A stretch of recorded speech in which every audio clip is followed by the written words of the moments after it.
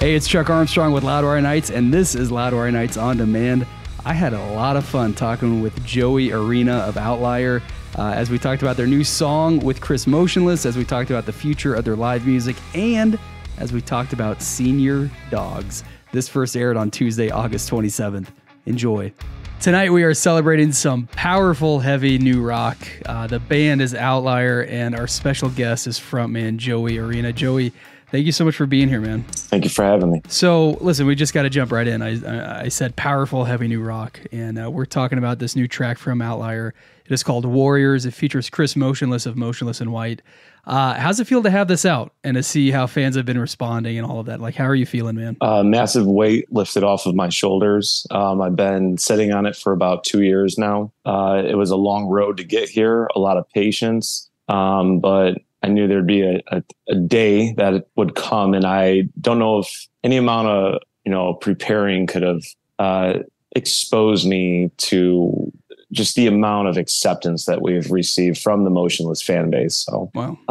That's been like my favorite part about it, I think, is just they obviously have a very tight community. The Motionless following is very, very devoted. So they're not always so receiving, I would say, as I've seen or read from previous features or collabs. So it was either going to be a make it or break it type of deal as far as just seeing how well this would do. But they've been really, really supportive, and it's been great. Well, I think I saw you post on social media recently that your fan base doubled. You know, I'm not sure exactly what that means, but since the release of Warriors, that your fan base basically doubled, which I have to imagine is that acceptance of the Motionless family. Yeah, I mean, going by the numbers, our numbers have almost increased everywhere by 50%. Wow. The socials are steadily climbing, but as far as the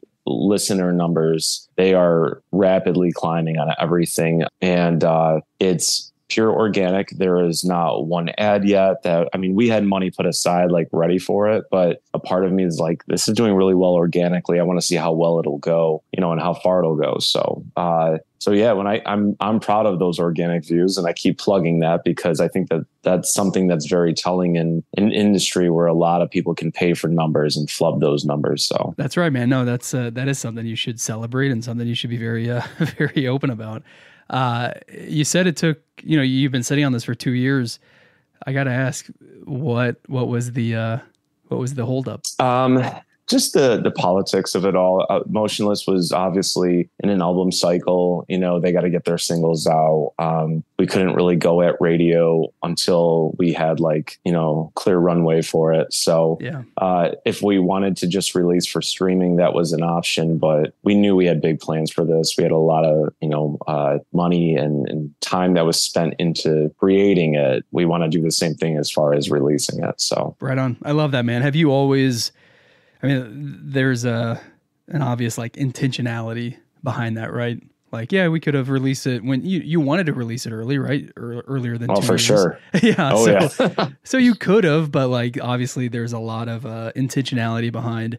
No, we have these plans for it. We believe in it. Have you always kind of operated that way with your music? Yeah, I'm overly strategic. It's very annoying to my friends that are in the business or producers because they're just like, dude, we recorded this so long ago. Why are you taking so long? And I think it's because I really, really prefer quality over quantity, especially being a band that's DIY and, everything has to show some sort of growth and just be a step in the right direction. And if it's not, I don't know. I feel like if we just put it out there with a mild plan of attack where, I can't really expect great results or, again, growth in the right direction. So that strategic mindset you have, is that partly why, or let me ask, what is the sort of reasoning behind going with singles for the last several years, right? In 2017, you released What Doesn't Kill You, the full-length album. And since then, certainly a steady output of new music, but always in the form of a single here, a single there.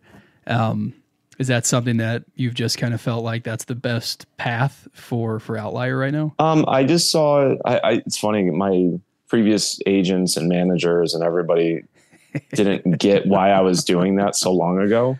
But I'm very big on trying to see where the industry is moving. And a lot of people, a lot of labels have no idea what's really going on. That's why they all hopped on the TikTok train for a bit, but then they realized, well, lots of TikTok views doesn't translate to, hard ticket sales and bodies and seats. So nobody really knows what's going on at the end of the day. They like to pretend they do, but that's the real reality of it. I, like many, try to see, where things are going and navigate and just adjust our sales. And I saw pop and hip hop doing that a long time ago. And I feel that's the one thing that lacks in the rock and metal community is, it's weird. I just feel like as far as the business side goes, we're always behind on how we operate as far as like getting music out there or even collaboration. Collaboration is now becoming accepted. But a long time ago, I mean, like I grew up on old hip hop mixtapes, like 90s and 2000s, and it was just nothing but artists pulling up other artists. Everybody featured everybody. And that's how like some big hip hop artists just blew up overnight because it was just a matter of helping one another out. And unfortunately, I think rock and metal has this gatekeeping. Well, I know what they do, but like there's a lot of gatekeeping and just these elitists, and people are like, they don't want to expose their fan base to other bands that they pretend they're friends with. And there's just a lot of stuff like that. It's a lot of like fake friendships, if you will. And fans are going to like what they like at the end of the day. Even if you force it down their throat, it doesn't matter. People are going to like what they like. And, just because you helped other people come along doesn't take away your value of any sort. And bringing us to Chris and how genuine of a friend and supporter that he's been of this band, it's just been incredible for him to extend himself without me asking into just helping continue to support this band. And I give full credit to like him opening the door for so many opportunities for us. Yeah, I mean, that's amazing, man, because on one hand, you can just talk about the collaboration itself, which is great. Like, the song Warriors, it's awesome. It's a killer track, but then you kind of go beyond that and like you actually see that collaboration extend into that support that you talked about. And that, I think, we're seeing a lot of collaborations, a lot of special guests these days, but that's sort of going above and beyond where that support comes in. I think that's really encouraging to see.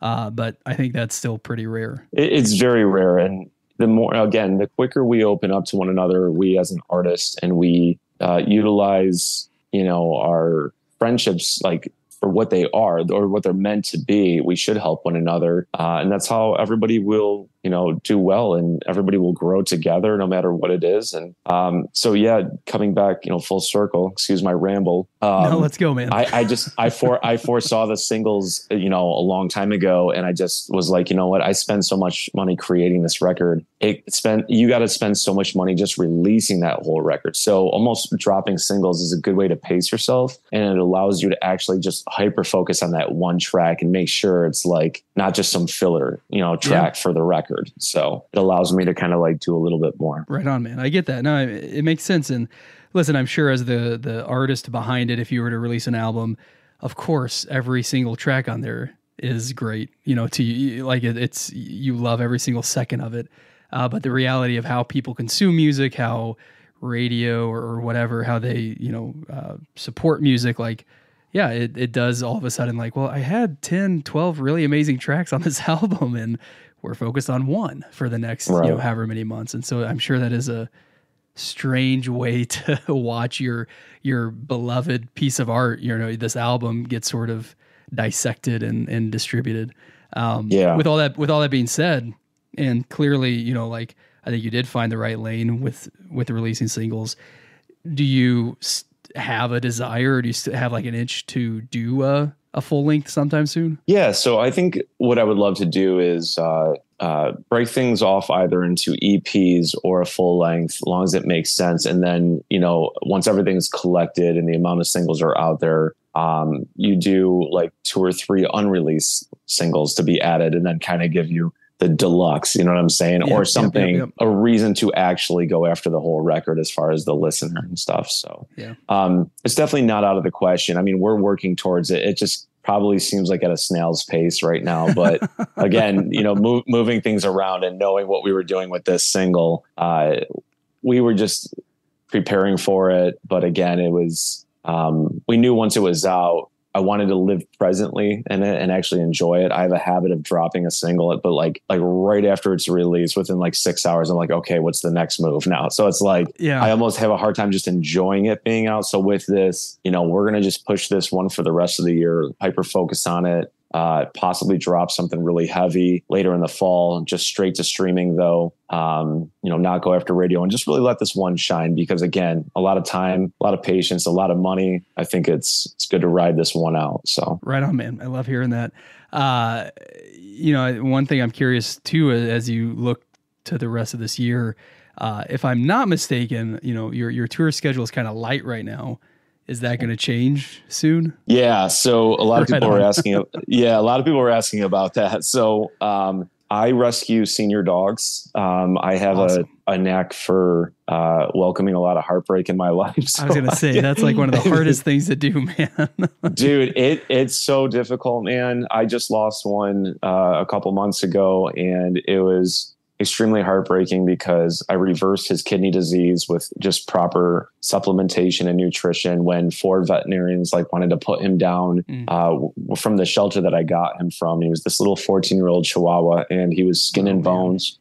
He started following me, and when I went and visited him, and I think it causes more heartbreak to not do something about that. To see an animal just die alone in a cell because somebody gave him up or neglected him because of his age or whatever the case may be. Like, I wouldn't want somebody doing that to me. So I kind of just was like, let me just, I got, I don't know, the empathy to want to just give hopefully his best remaining days, months, years to an animal, and go from there. And I have my other one. He's a little blind Yorkie.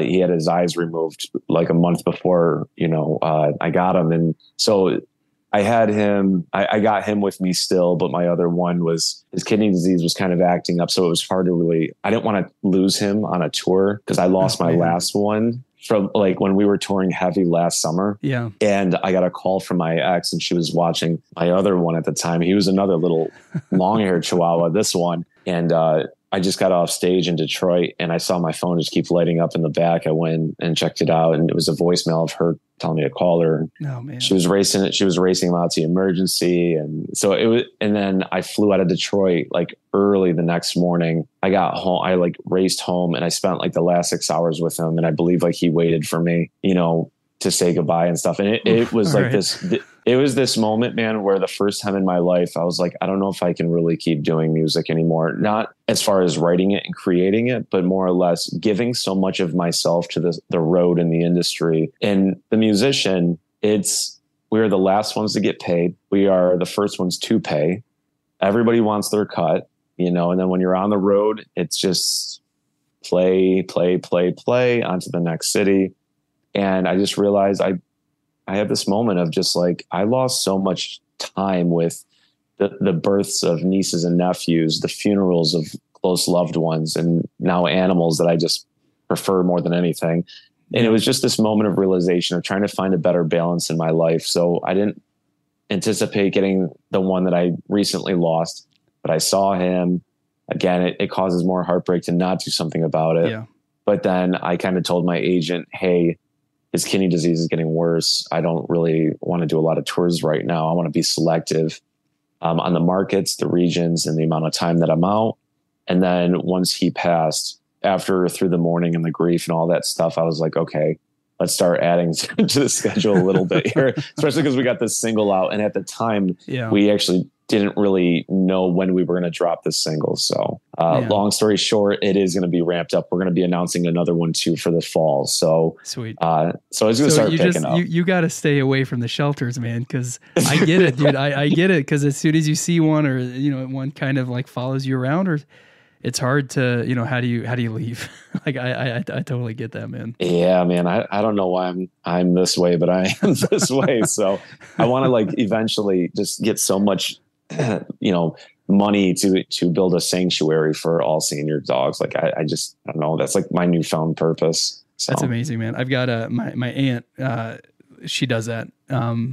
She rescues senior dogs. Yeah. And oh my gosh, through that, her sister, who's my mom, she has my mom help too. And so, I watch it, and yeah, I mean, I know it's the absolute right thing to do for sure. There's no question about it, but man, it's tough. And so it is. I love hearing that about you, man. And it just makes me, not that it like translates to the music, but man, it just makes me like the music even more. Thank you, dude. Thank you, man. Yeah, for sure. Thank you. And respect to your aunt and your mom too for doing that. So yeah, seriously, man. And it's funny. They typically are doing Chihuahuas. That's just, I grew up with Chihuahuas, so my mom has always had a liking to Chihuahuas, and that tends to be the senior dogs that they have. And a lot of personality and a little creature. So it's crazy, man. It's crazy. Well, man, I'm gonna have to dab my eyes for some reason. I don't know why. some liquid is coming out. Joey Arena, thank you so much for hanging tonight, man. Listen, everyone, crank up the new Outlier song Warriors and stay caught up with everything going on in their world at outlier.co. That is OVTLIER.co. Can't wait to see the tour schedule get updated, man, and to catch you on the road. And Joey, hopefully we can hang again soon, man. Absolutely. Thank you so much, man. I appreciate you.